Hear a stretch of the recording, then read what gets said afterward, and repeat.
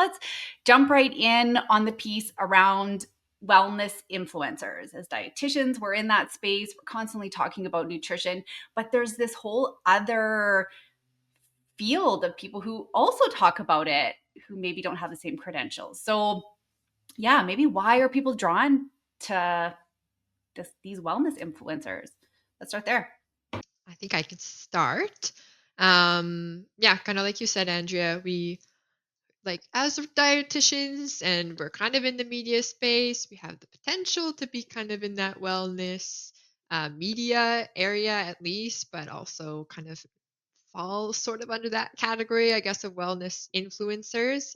But the important part to mention about that is that's not a regulated term by any means. So there's no saying that the things that these wellness influencers are saying is necessarily true based in evidence, which as registered dietitians, that's what we're required to do.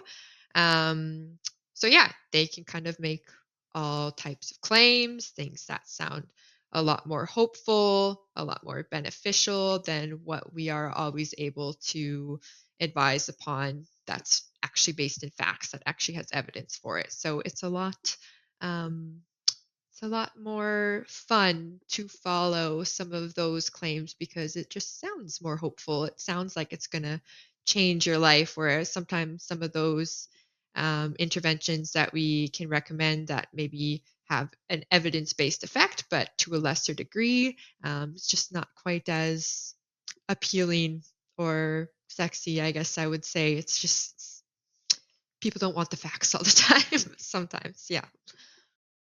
Yeah, I agree. It's not as exciting, which I mean people want to be able to believe in something and have a community, and they want to latch on to something that they feel like will have an impact on their lives. And a lot of times scientific evidence, or the people that are a science-based profession, regulated profession like dietitians, unfortunately, and I say unfortunately, but it is for a purpose. We can't necessarily market ourselves or talk about our how we operate or what we can do for people in the same way, because if it's not evidence based, then the extension to that is it's not an ethical approach to communicating about our services, and then it just kind of goes from there. So it's ultimately what regulations we have in place in order to make sure that we aren't doing that is to protect the public. Because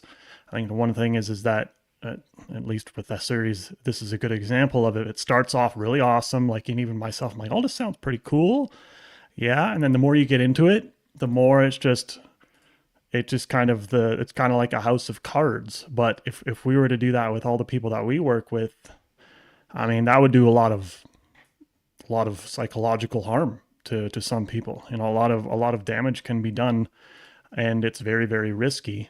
And that the cost usually outweighs the benefits in the long term. We see from our perspective, it doesn't make as much money as fast, though. I mean, we can't abuse any marketing tactic under the sun in order to draw people into our world, which I know is a frustrating thing, but again, it's for a purpose.